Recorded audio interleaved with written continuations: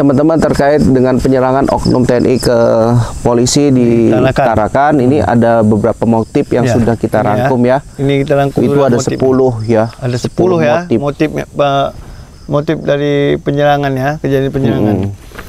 Ini langsung saja, Mas Ahmed silakan. Motif kejadian penyerangan Polres Tarakan pada Senin malam 24 Februari 2025 sekitar pukul 22.45 WITA, markas kepolisian resort atau Polres Tarakan diserang oleh sekelompok orang yang diduga merupakan oknum anggota TNI.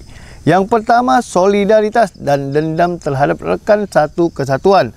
Cekcok yang terjadi pada 22 Februari 2025 antara Pratu Rizky Sanjaya dari TNI dan Bribda Andi Saputra dari Polri di Port Cafe kemungkinan besar menjadi pemicu utama ketika salah satu anggota mereka terlibat dalam perkelahian.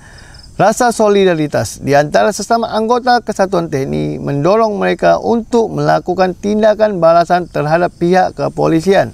Dan yang kedua, keterangan lama antara TNI dan Polri. Ketegangan Mas Ahmed mungkin. Ketegangan lama antara TNI dan Polri.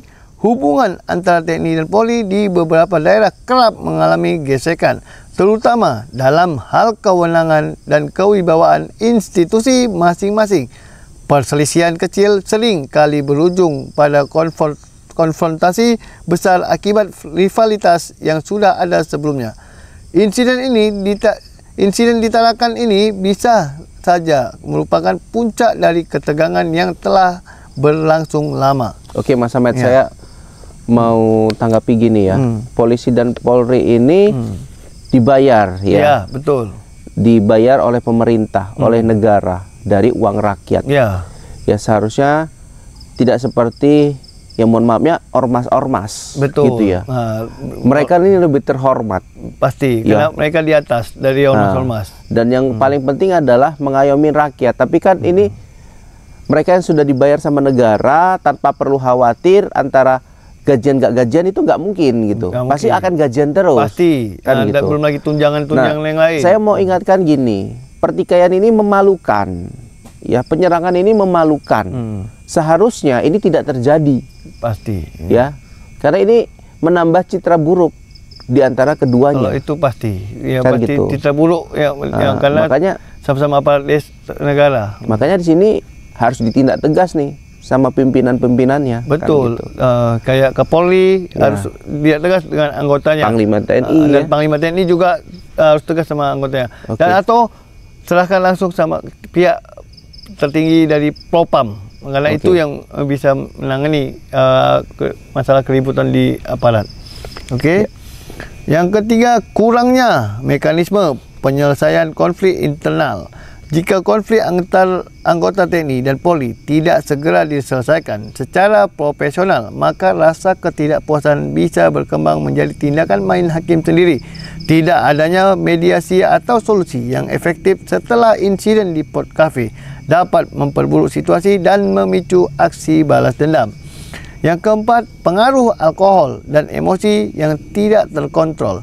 Karena insiden awalnya terjadi di tempat hiburan malam, ada kemungkinan bahwa beberapa pelaku dalam keadaan dipengaruhi minuman keras atau emosi yang tidak terkontrol. Hal ini bisa memperburuk pengambilan keputusan dan mendorong tindakan agresif tanpa mempertimbangkan konsekuensinya. Yang kelima, persepsi ketidakadilan dalam penanganan konflik. Jika anggota TNI yang terlibat merasa bahwa Polri bertindak tidak adil atau berlebihan dalam insiden di Port Cafe, mereka mungkin merasa perlu untuk membela kehormatan kesatuannya. Hal ini bisa menjadi dorongan bagi kelompok mereka untuk melakukan aksi kekerasan terhadap Polres Tarakan. Yang keenam, kurangnya koordinasi antara komando TNI dan Polri di daerah. Dalam beberapa kasus, kurangnya komunikasi dan koordinasi antara pimpinan TNI dan Polri di tingkat daerah dapat menyebabkan kesalahpahaman antar anggotanya. Jika tidak ada upaya untuk segera meredakan ketegangan, hal ini bisa berkembang menjadi konflik terbuka seperti yang terjadi di Tarakan. Yang ketujuh, tekanan psikologis dan bebas emosional anggota TNI. Anggota militer sering kali mengalami tekanan psikologis akibat tugas yang berat dan kondisi lingkungan yang menantang. Jika tidak ada sistem pendukung yang baik, tekanan ini bisa berubah menjadi ledakan emosi yang berujung pada tindakan kekerasan terhadap pihak lain. Yang ke-8, kesalahan informasi dan provokasi dalam situasi tegang. Penyebaran informasi yang salah atau provokasi dari pihak tertentu dapat memperkeruh keadaan. Bisa saja ada pihak yang menyebarkan isu bahawa anggota TNI dan yang terlibat di Port Cafe diperlakukan tidak adil oleh kepolisian, sehingga memicu reaksi keras dari rekan-rekan mereka. Yang ke-9, kurangnya pengawasan terhadap anggota TNI dan Polri di luar tugas. Ya. Kejadian ini juga mengindikasikan bahawa perlu ada pengawasan lebih ketat terhadap anggota aparat keamanan saat mereka berada di luar jam tugas. Tanpa pengawasan yang baik, konflik pribadi bisa dengan mudah berubah menjadi bentrokan yang lebih besar. Yang ke-10, faktor ego dan superioritas kesatuan. Dalam beberapa kasus bentrokan antar aparat, faktor ego dan perasaan superioritas kesatuan seringkali menjadi pemicu utama. Jika ada anggapan bahawa satu institusi lebih berkuasa dari yang lain, maka rasa persaingan bisa berkembang menjadi permusuhan yang berujung pada kekerasan. Motif-motif ini harus diteliti lebih lanjut oleh pihak berwenang agar penyelesaian konflik bisa dilakukan secara adil dan menyeluruh, serta untuk mencegah insiden serupa di masa depan. Okey, itu tadi motif kejadian penyerangan Polres Tarakan, ya. Okey, Mas Ahmad, saya mau bahas tentang terpengaruhnya dengan alkohol. Nah, ini harus jadi perhatian juga. Betul. Ya buat aparat-aparat yang udah nggak pantas lah gitu ya. Tidak pantas. Mengonsumsi yang seperti itu gitu. Efeknya apa? Efeknya bukan membuat diri menjadi tenang, malah membuat diri menjadi tegang. Betul. Gitu loh. Ketegangan yang terjadi. Hilang kontrol, hilang kesadaran. Pasti. Alhasil apa? Alhasil diri sendiri dan institusi lah yang jadi korban. Ya kan Mas Ahmad kan? Karena pengaruh minuman keras tadi.